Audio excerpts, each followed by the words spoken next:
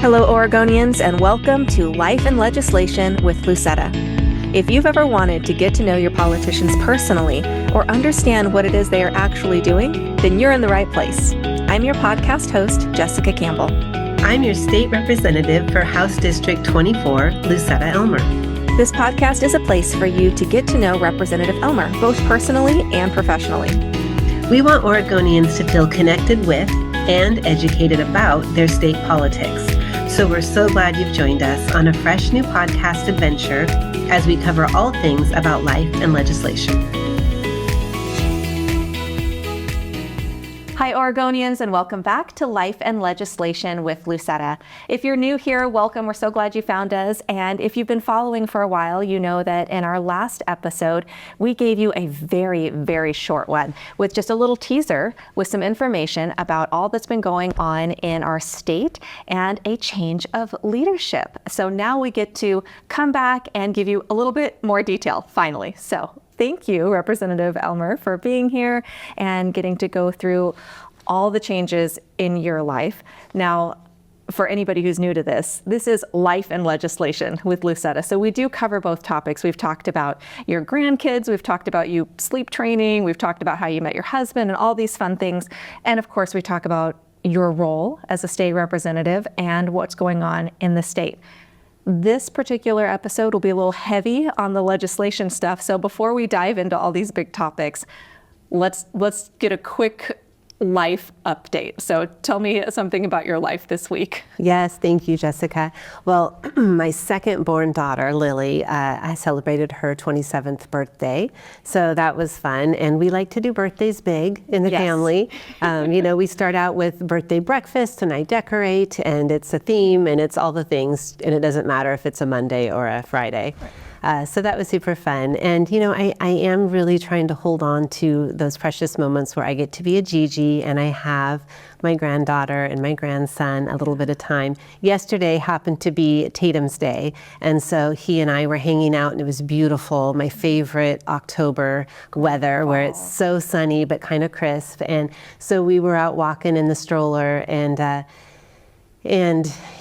got a text that KATU wanted to comment. They wanted to do a quick video interview, and I was like, well, Tatum, Gigi might have to pull the stroller over and hop on a quick interview for KTU, but that's life and legislation, right? Yes. So it all worked out, but yeah, I just never know what the day holds. No. And we've done episodes where you are in Gigi role. Yeah. Yes, I've had Tatum.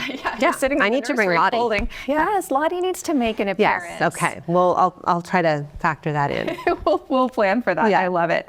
Well, as we mentioned, we left listeners off talking about your new role, the ODOT bill, and some other things. So let's start with your new role, because it's still pretty new. I mean, this is just a couple of weeks now where you have moved into a different leadership position. Mm-hmm. So I wanted to give you some time to explain that further. Sure. And with that, I think the question always comes whenever there's a change in leadership on anything, whether it's politics or something else, people want to know, okay, well, what's going to change? Right. And what's going to stay the same? Yeah. So Christine Drazen has moved out of the current role, and now you have this role. So let's explain what it is and what your vision is for the party in the future. Yes. So I'm House Minority Leader, and it basically, obviously, I'm still a state representative. I'm still the state representative for House District 24 with all the duties that encompasses. But then, in addition to that, I am the voice of our Republican caucus of the minority right now. And so I'm the key spokesperson, hence the interview yesterday. There's a lot of media inquiries about whatever the relevant topics are facing our state. They want to know how our party is weighing in, and that's such a crucial part of my job because the minority voice is absolutely relevant to all of these issues. And so I take that very seriously. Like, we have to continue to elevate our voice. We don't have enough representatives to ever win a vote based on the balance in the legislature. We're in the super minority. We will never win the vote that way. So elevating that minority voice to represent all of Oregon is so important. And when you think of Oregon and you think of all the rural parts of Oregon, which primarily is represented by Republicans, it's the largest part of Oregon. And so it's just so important, again, that, we bring our voice to the table. So that is definitely something that I value. In addition, this is finishing my 3rd year in the legislature, and I'm the 4th leader of my party. So that says that doesn't necessarily scream positivity. Right. I just applaud the leaders, every single one of them. It is a lot of work. It is a lot of extra work, and I don't step into it lightly, but I do think that our caucus, we need to heal. We need to have more coming together, and I hope that we are in a time where we can give some longevity to this role and give us a chance to really unite and move forward as one. As close to that one as we can. So that is something that I'm working on as well. This role would be leading campaigns, and in 2026, all representatives will be up for re-election again. Or if they're gonna run for office, they'll be facing another election. So recruiting candidates maybe in open seats or candidates that want to run, and talking to them, making sure they have the tools they need so that they feel supported in their races, and watching those races and strategizing on those races will also be a big portion of this role. And working with stakeholders, lobbyists, on policy and moving forward, again, in making sure that our voice is as strong as it can be. And I have found that I value the lobby, I value their support, and I value their expertise. But again, when they're looking at the 4th leader in 3 years, I understand that they probably are a little gun shy. And they're wondering, are you going to be around long enough for us to build the relationship we need to have to actually be fruitful in what we do? So I really want to work on those things. I want us to just be able to sort of bridge that gap that's there and have that trust and that foundation so that we can be solid and move forward with some power. You mentioned the turnover. Is that just because the job is so hard, you just kind of get beat up and chewed up and spit out, or would there be other reasons for the turnover? I think there's a lot. I mean, it is a tough job, and you do get beat up and spit out. I hope it's gentle as I move into it. But, being in a minority isn't easy. We're frustrated. We never get to bring forth our ideas with welcome arms. So we're constantly in this state of agitation, and we're constantly fighting for ground to say, we have a good idea. Listen to this idea. We could solve this problem that's affecting our whole entire state, and we feel so passionately that we could do it effectively and efficiently and with less tax dollars. But we're in the minority. We are hushed. So there's frustration, and that's to be expected, right? And when you're in that constant state, I think that it's just natural that things happen, and there's a little bit of that happening. So, and with you moving into this new role and taking on, you listed so many new duties, because it's not like you left behind your current duties and moved into new duties. You just added, right? And so with that, you would think that, does that come with a pay raise? You have a new title. Huge. No, zero. Zero pay raise, Jessica. Just a lot of extra hours. But, it's the fight in us, right? It's believing in the bigger goal. And I'm happy to do it. I am. I'm happy to serve my caucus, and I'm happy to serve and strive for what I believe in. I think it's a wonderful opportunity, but it is a tough one too. Right. And as we've talked about in previous episodes, your role and all of the other representatives' roles, they are technically part-time, and they are not high-paying jobs. Things that maybe not everybody understands that's the case. And you have always considered this to be something that matters to you, that it's not just, oh, I'm going to do the bare minimum hours and then clock out. Like, you're pushing a stroller and you're taking calls. I mean, you're always doing that. And we've talked about how you balance life and legislation and all of those things. And now you're adding even more onto your plate, which is a lot. And thank you for your service. Thank you for that.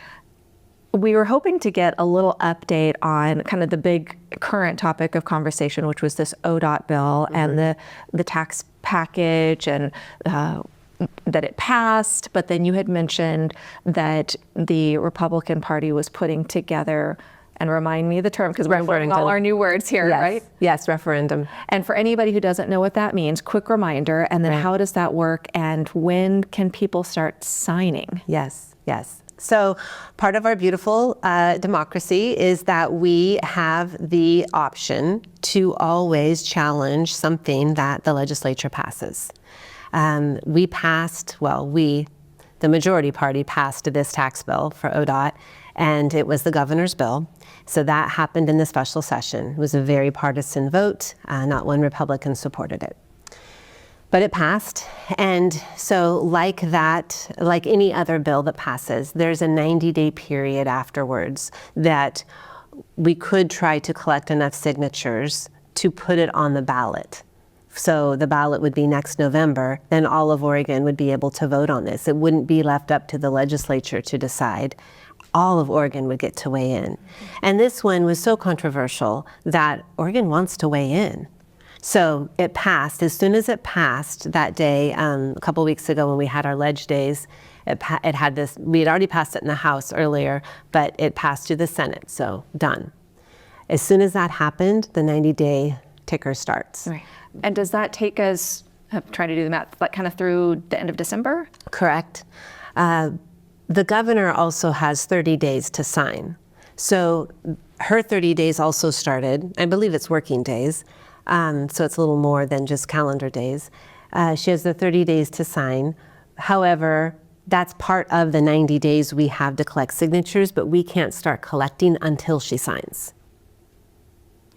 Okay, so if she waits until the 30th day, then you really only have 60 days or however it mathematically It actually comes out to probably in the 40s somewhere, days that we would actually have, because then you also have to submit to the Secretary of State's office, and that's going to take a few days to get all of the paperwork back.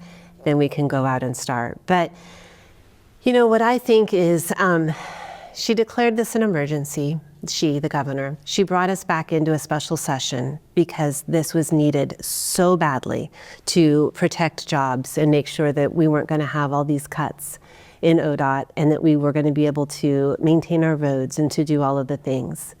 So if it's that much of an emergency, then one would think she would sign the bill right away. I have to wonder, is she slow walking it? Because obviously she knows that there are a lot of Oregonians upset and they are just waiting they keep asking every single day. We get emails, when can we sign? Where can we sign? So, I do have to wonder, are you slow walking it, Governor Kotek, on purpose so that we have less days? And I just think as a leader, if you are confident that your bill, the plan that you put forward is the best for Oregon, stand with it. Sign the bill, let the voters weigh in, let Oregonians weigh in. If we can collect enough signatures, great, then let them vote on it, because that's democracy, right? And so if let's say she signed it today, then would the taxes change today, or does it still wait another year? Like, would it start where we'd have this new bill happening in place, the taxes and everything, for the next 10, 12 months, but then people can vote on it maybe next year to change it? So if we collect enough signatures, it would be frozen. Okay. And the taxes would not go into place until the vote, the tax increase. So, okay. And if there aren't enough signatures, then yes. Then it would go into effect at the end of the 90 days? Got it. So yeah, I just really think that we should just move on with the process. That's why we have it. People can find out, I did want to say, so no tax OR embark.com is the website that has all the information, and that's where you would find information on where to sign. And if you wanted to help collect signatures, if you want to be part of the process as a person who signs or as a person who's out helping collect signatures, either way, notaxor.com. Okay. And then that's where we may or may not see people, I don't know, out at like farmers markets or Yes. other community events saying, hey, do you want to sign here? And then you needed 78,000? Right. We have a goal to get 100,000 just because there will be some that, don't work, or we need a margin of error. And so for people who want to sign this, I mean, there has to be some level of checking, right? I mean, otherwise you could just sign a whole bunch of random names and who knows if they're real. So what, you need to sign your name on this. What else do people need to put? Right. Your signature, your name, your date, your address. And it needs to match your voter's registration card. So if you sign with your middle name or your middle initial, it should match. If you've moved addresses, it needs the date that you sign needs to match the address that is affiliated with your voter registration. So if you've moved to a new address but you haven't updated your registration card when you sign, you will date and put the address that's the same as your voter's registration. And then somebody has the fun job of checking all of those Yes. to make sure they're legitimate signatures. My Yes, goodness. that's why we have that margin of error. Yeah, just to make sure that everything is done correctly Yes. and honestly. And Wouldn't it be horrible to get like 77,952? Like, I don't know, like. So we're going to get more than enough. More than enough. Yeah. And the goal is by the end of this calendar year about. But nobody can start that process yet. Now, for anybody who is curious, you gave the website and then you said it'll be blasted all over social media. We talked about that in the last episode. So for people who are waiting to sign, information is coming, hard for them to miss it. Yes. Okay. Now, so many other things are going on, but as I understand, you were kind of on this same topic of money and budgeting. You put out a press release that got a little bit of attention.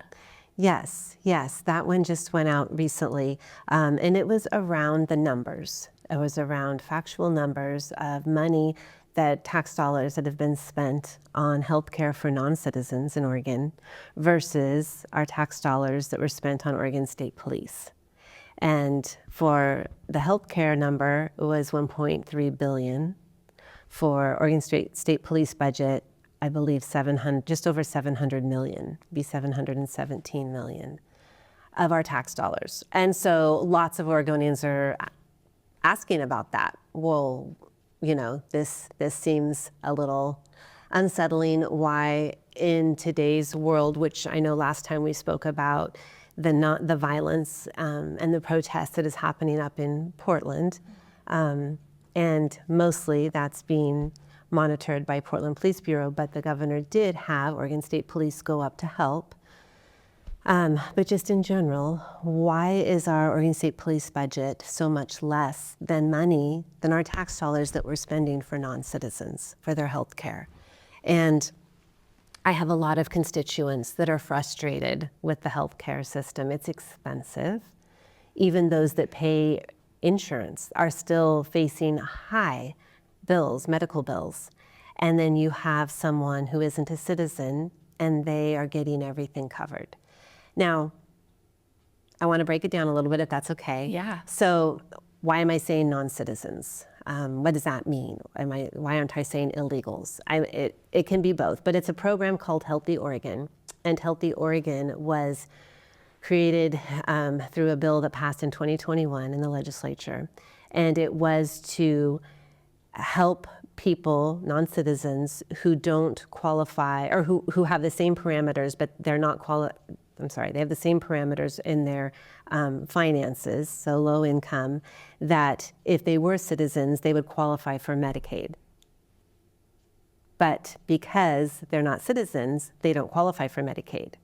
So Healthy Oregon was established to give them essentially the same as Medicaid. So non-citizens, people that are here, maybe they have their green card, they're working visa, seeking asylum, but it also does include illegals. So it is people who are not citizens of Oregon And one might say, we want to help. Okay. But I think it's fair to say we have a lot of Oregonians who are legally citizens, and they're here and they're working and they're paying for their health care, or maybe they're not, but they're still struggling with these high medical bills, and they're not able to receive this sort of a benefit. And this benefit through Healthy Oregon is everything's covered. I'm talking your medical bills, your dental bills, psychiatric bills, and it even goes further because we've passed more recently in the legislature that things like your rent can qualify under this. Maybe you need an air conditioner in the summer because it's too hot. That qualifies under this program. So it is a lot of benefit going out of our tax dollars that have some people asking questions and wondering if that is fair.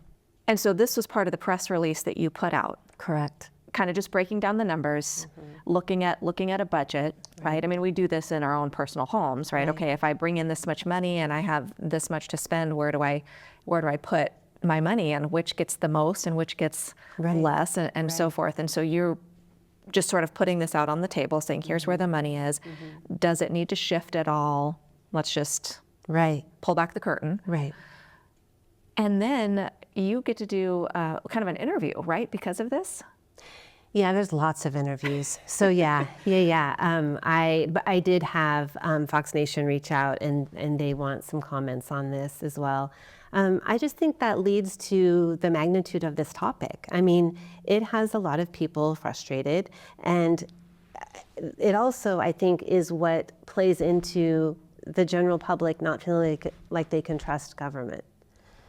So I see my job is to, even more than weighing in on what our party feels is right or wrong, I first and foremost want to be transparent. Yeah. I want to put the numbers out there and break it down, because I have had a lot of people tell me, well, this is really helpful because if we didn't have this, then people would be just going to our emergency rooms and flooding our emergency rooms. And in Oregon, you can't turn away someone no matter what. You need to give them care.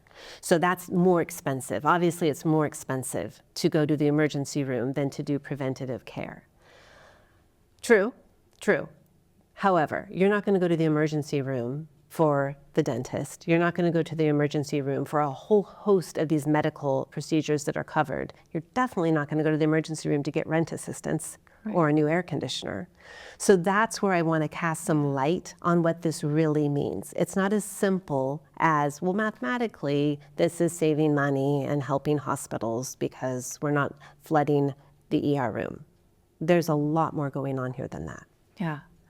Well, and it sounds like before you do anything, you're just gathering all of the details. Correct. And not just one way of looking at a number, because you really have to look at numbers in several ways. This has nothing to do with politics, but I'll never forget talking to a doctor one time years ago, and it was a question about a medication, and somebody had, the statistics said, oh, this will double your chance of blah, blah, blah, which was true. But then he said, but it doubles it from 2% to 4%. And so it's like knowing both sides of a number puts it all in perspective. Correct. Because you can say something is doubled, and that is true. That was factual. 2 to 4 is doubled. Right. But when you're thinking in percentages, well, 2% to 4% really isn't that. We're still talking about very, very little. Sure. But now you have all of the information, and it sounds like that's kind of what you want to do. Like, give me all of the numbers. I want to see percentages and the hard numbers, the raw numbers. Where does it go? What does that look like? If they changed, then what would happen? How would the number shift maybe in order to kind of look at all of this? Because it does seem like money is one of the biggest topics for everybody right now. Of course. The economy, the budget, how do we help everybody? How do we serve all their needs within the budget that we have? Yes, within the budget that we have. Yes. Yeah. That's a great point. and knowing what do we actually have? Right. Because, I mean, to that point, the reason why the governor brought this transportation package was because she wasn't able to do what she wanted to do within the budget that we have. So this package that passed raises our taxes so that then there is more money to do these things, right? And then of course, the challenge for anyone working at the Capitol is to, well, how do you meet these needs with the money that we have? Right. And which the Republicans had a response to that all year long. We had that way back during this last long session. You know, it's not a money problem, it's a priority problem. And so as the leader Right. now, that's probably one of your big focuses. Yeah. Right. To continue to say that on every news media outlet I can. Right. Amazing. And so now we'll, as we're kind of starting to wrap up here, are there any big things coming in the next week or so that we can be looking forward to talking about in future episodes? Every day presents something for sure. I think that we're still, there's, you know, I think this transportation package is definitely top of mind.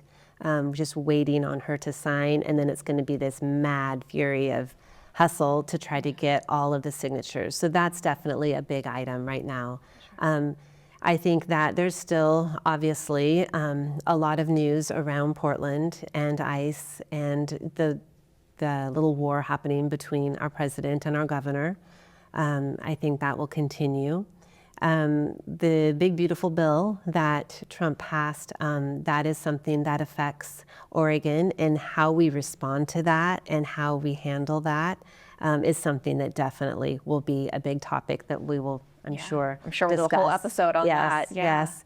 And then, you know, this example about non-citizen health care and our state police, you know, there was also the some comments that I made on TriMet and their budget. So the whole thing about agencies being transparent with where the dollars go and how they're handled is something that's always going to be there. And we are committed, we meaning the House Republicans, we are committed to continue to shed light on that. We want to work with our agencies. We want them to be working for all Oregonians, but we need to trust, we need transparency.